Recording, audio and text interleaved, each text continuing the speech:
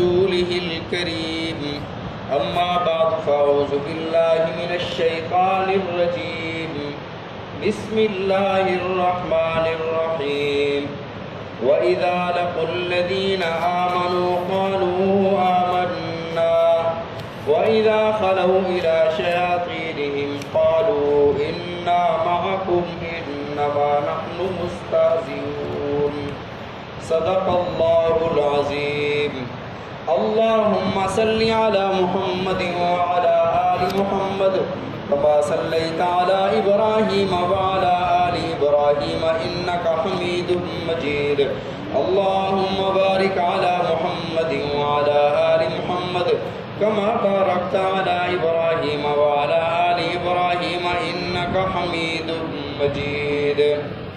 سابقہ آیات میں اللہ رب العزت نے منافقین کا حال ارشاد فرمایا کہ جب انہیں کہا جاتا ہے کہ ایمان لے آؤ، جیسا کہ رسول اللہ صلی اللہ علیہ وسلم کے صحابہ ایمان لائے، تو وہ کہتے ہیں کہ ہم ایسے ایمان لائیں جیسے یہ بے وقوف ایمان لائے.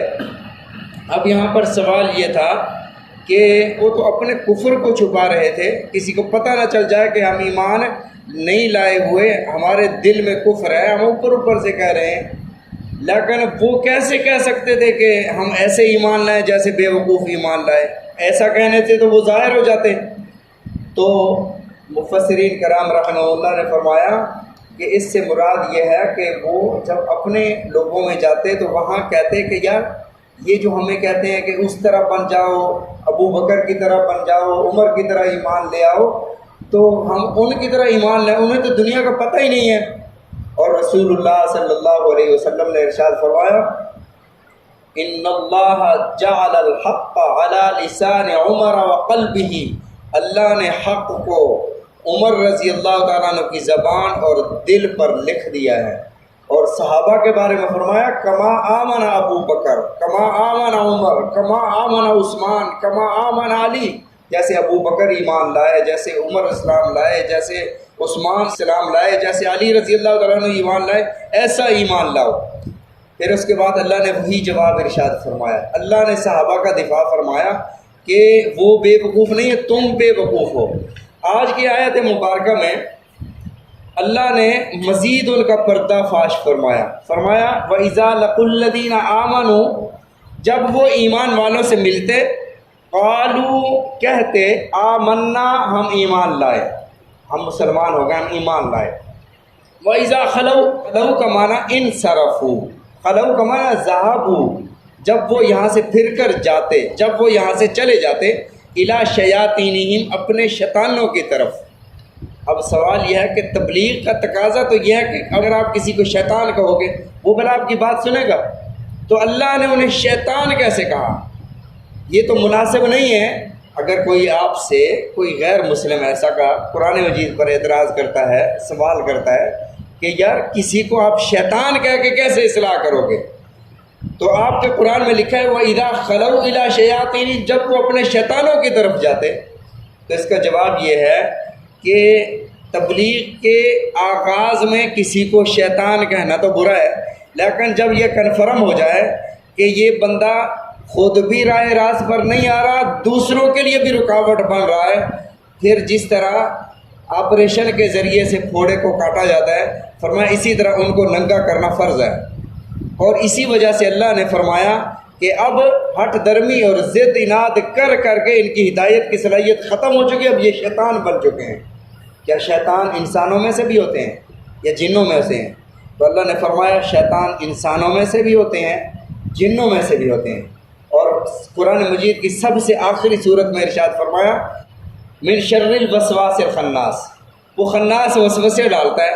اور یہ وسوسے ڈالنے والے صرف جنات نہیں ہوتے، من الجنت والناس، وہ لوگوں میں سے بھی ہوتے ہیں، انسانوں میں سے بھی ہوتے ہیں جو وسوسے ڈالتے ہیں. عام بندے کو پتہ نہیں ہے کہ ناسخ منسوخ کیا ہوتا ہے. ایک بات نبی علیہ الصلوۃ والسلام نے ارشاد فرمائی کہ کتوں کو قتل کر دو. پھر بعد میں فرمایا کتوں سے میرا کیا سروکار، کتوں کو قتل نہ کرو. اب دو باتیں آ گئیں. تو ایک ہے ناسخ، بعد والی ناسخ، پہلے والی منسوخ ہو گئی.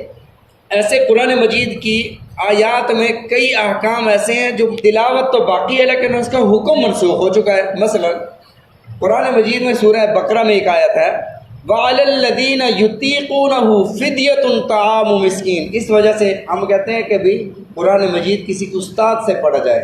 اگر آپ خود سے ترجمہ شروع کر دو گے، ہاں اس کی مفصل تفسیر لکھی ہو، تفسیر کا مطالعہ کریں پھر ٹھیک ہے، لیکن صرف ترجمہ آپ پڑھ لیتے ہو تو یہاں پر آیت ہے وَعَلَى الَّذِينَ يُطِيقُونَهُ فِدْيَةٌ طَعَامُ مِسْكِينٍ۔ اگر کوئی بندہ روزہ رکھ بھی سکتا ہے، طاقت بھی ہے روزہ رکھنے کی، بیمار بھی نہیں ہے، مسافر بھی نہیں ہے، وہ بھی فدیہ دے دے تو وہ روزہ نہ رکھے تو اس کو اجازت ہے۔ یہ قرآن مجید کی آیت کا ترجمہ ہے۔ 2 آیات آگے کر کے پھر اللہ نے فرمایا جو روزہ رکھ سکتا ہے اس کے لیے یہ ہے کہ بعد میں روزے کی قضا کرے۔ پہلے والی آیت کا حکم منسوخ ہو گیا، بعد والی آیت پر ہم نے عمل کرنا ہے کہ بعد میں وہ روزہ رکھے گا۔ اب اگر کوئی بندہ یہ آیت پڑھے کہ قرآن مجید میں تو یہ لکھا ہوا ہے کہ طاقت بھی ہے روزہ رکھنے کی، پھر بھی وہ فدیہ دے دے تو جائز ہے، قرآن مجید کی آیت تو ہے، اور ناسخ منسوخ کا کسی کو پتہ نہیں ہے۔ اور ایک غیر مسلم، ایسی 2 لاکھ سے زیادہ ویب سائٹ ہیں غیر مسلم عیسائیوں کی، آپ قرآن مجید پلے اسٹور سے ڈاؤن لوڈ کریں تو آپ کئی اس میں سے آ جاتے ہیں حضرت عیسیٰ علیہ السلام کے بارے میں، مسیح پر ایمان لاؤ۔ مطلب عیسائیت کی دنیا میں غیر مسلم یہودیوں نے اس قدر جال بچھایا ہے مسلمانوں کے ایمان چھیننے کا۔ 2 لاکھ سے زیادہ ویب سائٹ ایسی ہیں جو آپ کو ایسے کہ بتائیں گے دیکھو بھی یہاں ہے کہ فدیہ دے سکتے ہو، آگے ہے فدیہ نہیں دے سکتے ہو، آپ کس پر عمل کرو گے؟ عام مسلمان پریشان ہو جائے گا۔ یہاں ہے رفع دین کرو، یہاں ہے نہ کرو، تو یہاں ہے تکبیر کے 2 کلمات کہو، یہاں ہے تکبیر کے 1 کلمات کہو، تو یہ تو آپ کا دین کیسا ہے؟ کوئی ایک قانون ہونا چاہیے، کوئی ایک بات ہونی چاہیے۔ جب ایسے کی باتیں جمع کر کے عام مسلمان جو دین سے نا واقف ہے اس کو بتایا جائے گا تو وہ دین کے بارے میں جیسے ہی شک پیدا ہوگا اس کا ایمان رخصت ہو جائے گا، اس کا ایمان چلا جائے گا۔ اذا خلوا الی شیاطینہم، جب وہ لوٹتے وہ اپنے شیطانوں کی طرف، قالوا، وہ انہیں کہتے انا معکم، بے شک ہم تمہارے ساتھ ہیں۔ یہاں تاکیدی لفظ ارشاد فرمایا کہ وہ انہیں کہتے انا معکم۔ اچھا ایک اور بات ہے کہ یہ ان کے شیطان کون تھے؟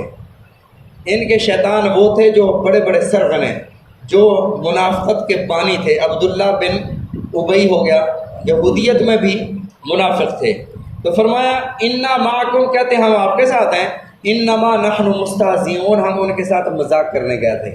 استہزاء ایسا مذاق جو کسی کے خلاف عقل کام سمجھ کر اس کا مذاق اڑایا جائے، یہ تو بے وقوف ہے، بات اس کے سمجھ نہیں آتی، خلاف عقل کام کر رہا ہے، اس کو استہزاء کہا جاتا ہے۔ اور قرآن مجید میں مذاق کے بارے میں 2 لفظ اللہ نے ارشاد فرمایا، تمسخر اور ایک استہزاء۔ تمسخر یعنی وہ مذاق جس میں کسی کو کمتر تصور کر کے اس کا مذاق اڑایا جائے، اور اسی کو اللہ نے منع فرمایا سورہ حجرات میں، یا ایھا الذین آمنوا لا یسخر قوم من قوم عسى ان یکونوا خیرا منہم، تم میں سے کوئی مسلمان، کوئی ایمان والا کسی ایمان والے کا مذاق نہ اڑائے، عین ممکن ہے کہ جس کا تم مذاق اڑا رہے ہو اللہ کے ہاں اس کا درجہ بہت بلند ہو۔ باقی قرآن مجید کی آیات میں عورتوں کو مردوں کے ساتھ مخاطب فرمایا گیا، لیکن یہاں پر اللہ نے عورتوں کو الگ سے مخاطب فرمایا، ولا نساء من نساء، نہ کوئی عورت کسی عورت کا مذاق اڑائے، ان یکن خیرا منہن، ممکن ہے مذاق جس کا اڑایا جا رہا ہے وہ ان سے بہتر ہوں، تو وہاں تمسخر کا لفظ ارشاد ہوا، یہاں استہزاء کا۔ یہ لوگ سمجھ رہے تھے کہ مومن جو ہے وہ خلاف عقل چیز کے پیچھے دکھتی نہیں ہے، ان کے پیچھے دوڑ رہے ہیں، تو اللہ نے فرمایا اللہ یستہزئ بہم ویمدہم فی طغیانہم یعمہون، اللہ ان کا مذاق اڑاتا ہے، ویمدہم، اور اللہ انہیں مہلت دیتا ہے ان کی سرکشی میں، یعمہون، جس میں یہ بھٹک رہے ہیں۔ اب سوال یہ ہے کہ وہ تو مذاق اڑا رہے تھے، اللہ کی طرف مذاق کی نسبت کرنا، اللہ کس طرح مذاق اڑاتا ہے؟ اللہ بھی مذاق اڑاتا ہے۔ تو مفسرین کرام رحمہ اللہ نے اس کے مختلف جوابات ارشاد فرمائے کہ اللہ کے مذاق اڑانے کا کیا مطلب ہے۔ اللہ کے تو یہ شایان شان نہیں ہے کہ اللہ کسی کا مذاق اڑائے، اللہ تو مالک الملک ہے، اسے چاہے بادشاہت عطا فرمائے، جسے چاہے عزتوں سے نوازے، جسے چاہے ذلت مسلط کرے، وہ تو اللہ ہے۔ تو اللہ مذاق کیسے؟ اللہ تو پکڑ لے نا گردن سے، اللہ مذاق کیوں اڑائے؟ تو اللہ کی طرف مذاق کی نسبت ہے قرآن مجید میں، اللہ یستہزئ بہم، اللہ ان کا مذاق اڑاتا ہے۔ انشاءاللہ اس کی تفصیلات جو ہے وہ کل ذکر کریں گے۔ مفسرین کرام رحمہ اللہ نے اس کے کئی جوابات ارشاد فرمائے۔ اللہ تعالی ہم سب کو سمجھنے کی، عمل کرنے کی توفیق عطا فرمائے۔ رسول اللہ صلی اللہ علیہ وسلم کے فرامین سمجھنے کی، عمل کرنے کی توفیق عطا فرمائے۔